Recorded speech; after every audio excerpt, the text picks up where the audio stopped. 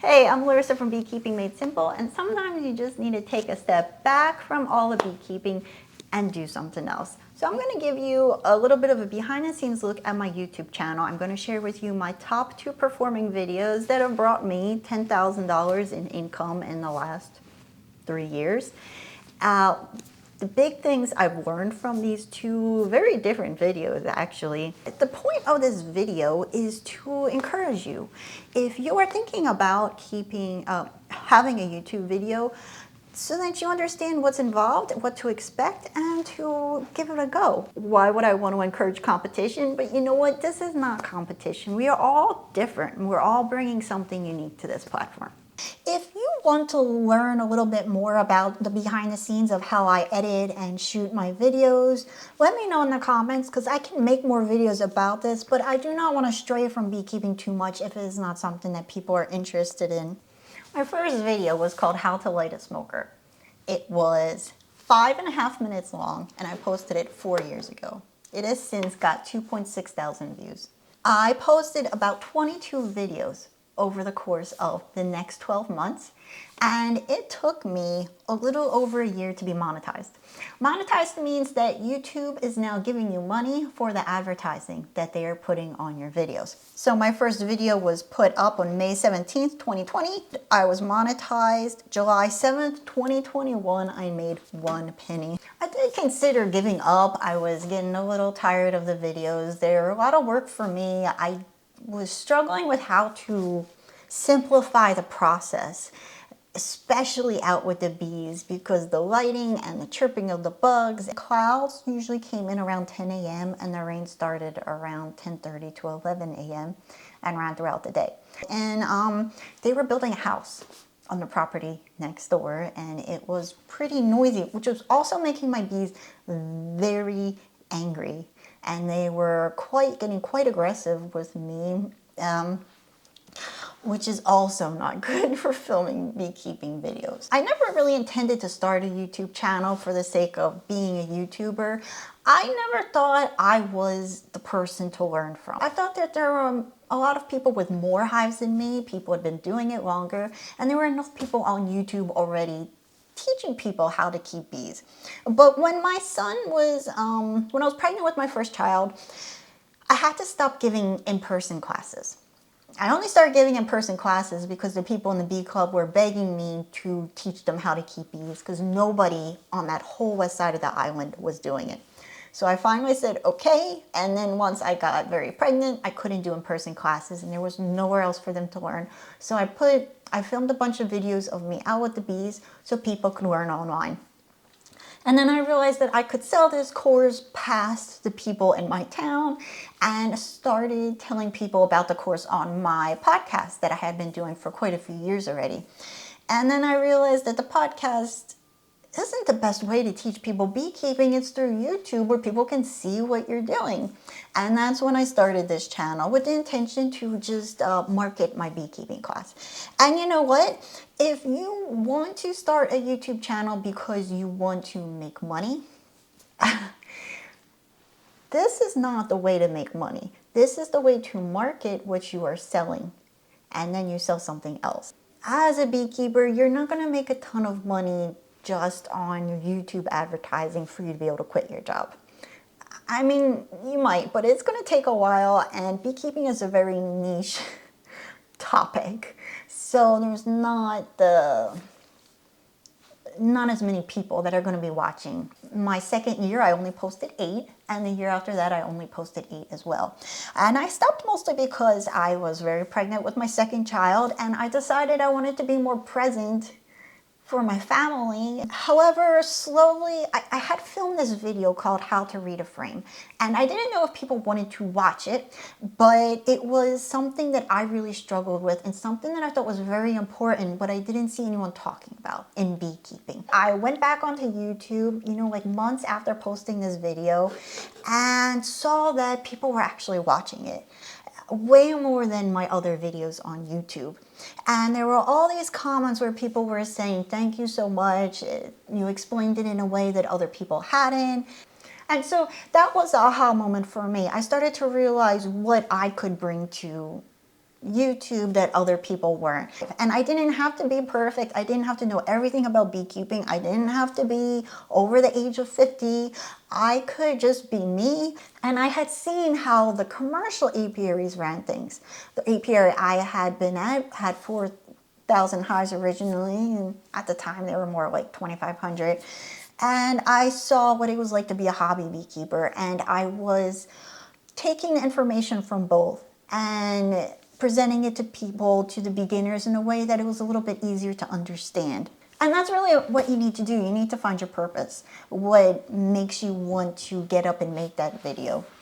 Okay, so I'm going to share with you the specifics of this. It's gotten 481,000 views. The watch time is 68,900 hours, because you know how many views a video gets isn't as important as how much time is spent watching it. It's given me 12,000 subscribers, and the revenue is $5,970.73. But one other really important thing that I learned from this is how people found this video. And so how many people are typing into Google or YouTube how to read a frame of honeybees? Probably not a lot. And that's why the amount of views it got was so low to start. 11% of the views on this video were from YouTube search, which is pretty low, but the suggested videos and the browse videos are very high. 37% of the people that watched this video watched it because YouTube suggested it to them. So what this tells me is that I chose a topic that isn't a topic people are searching for. But the only reason why this video did well was because people watched it and commented on it, or they continue to watch it for longer than other videos.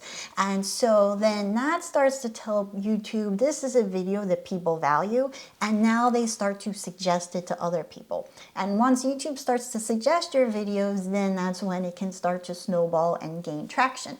My second most popular video is how to start beekeeping for the absolute beginner.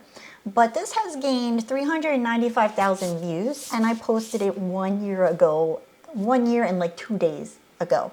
And so the fact that it has 395,000 views in just 1 year, it means that it's doing actually much better than my other video had done. And in 3 years, it'll probably surpass that video. 41,000 hours in watch time, 8,000 subscribers, $3,800 in revenue. The real interesting thing is that 46% of the people that watched this video came from a YouTube search. So that is telling me that this is a topic that people are Googling and searching for on YouTube. How to keep bees, how to become a beekeeper. And that is why I made this video. After doing some research on YouTube and on beekeeping topics, I saw that consistently this was a topic people were asking about. So if you're looking to get started in YouTube, this is a really big tip that I learned. Get started by making videos that are a how-to on a topic that people are asking about. If you are new to beekeeping, just be very careful that you explain to people your experience level, and that you don't teach people how to do things that you don't know how to do well yourself. That is very misleading, and you're not going to get very far with that. But the YouTube search is what's making this video soar and gaining a lot more traction. It is 15 minutes long. It did not take me long to film or edit, and it's gained me $3,800 in the last year. A couple tips that I've learned from all of these audiobooks and things and my experience. One, you definitely have to be authentic. Don't try to pump yourself up or make it sound like you have more experience than you do. Being your first year beekeeper can sometimes be better than being a sideliner with hundreds of hives. More people, hobby beekeepers, are going to relate to you. A big one, really, really, really big. I do it myself. Everybody does it. Try your best to not do this too much. Do not double describe. Should I do it now? Should I double describe? When you talk about a concept and you describe it,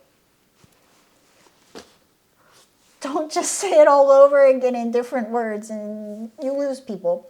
Another big one, save the backstory for later. If you make a video that is how to light a smoker, don't talk for the first 5 minutes about the dead bees you're seeing outside the hive and what the problems are with your veil and everything else under the sun, and then slowly get around to talking about the smoker. So here is a really helpful thing I learned from Daryl Eves has the YouTube formula. He opened my eyes to a very important thing. One, you want your thumbnail to be really interesting and look good small, because it's all about people clicking on your video. If no one clicks on your video, they will not know how good or bad it is. The second is about retention. Save the backstory for later. Get down to the nuts and bolts of why these people clicked on the video.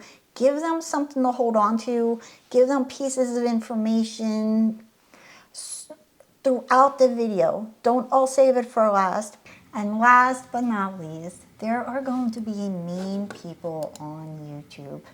Of course, there are mean people everywhere. There's just going to be people that also just have bad days and say not nice things. I made a video about the flow hive, an honest review of the flow hive. And to be honest, I thought I was being very nice about the flow hive. There were just things I didn't like about it, but there were a lot of things I did like about it. And it did really well. It has 139,000 views. Watch time is 16,000 hours. It got me 1,000 subscribers. So a lot of people watched this video just for the sake, I think, of yelling at me and telling me that they thought the flow hive was amazing, and a revenue of $1,690. And to be honest, whenever people would complain and I would get these mean comments, it would just remind me, the more comments you have, the more people watch the video, the more money I am potentially making. But what it did was it really lit a fire under my butt, and that's why I made the how to read a frame video. I really wanted to make something that would get more attention and help people more than this flow hive video. I hope this video helps. If there are other things about the YouTube channel or starting an online course and passive income that you want to learn about when it comes to beekeeping, let me know. Don't forget to check out my free class about how to run a beekeeping business. You can find it at beekeepingmadesimple.com, or the link is in the video description. Thanks for watching. See you next time. Bye.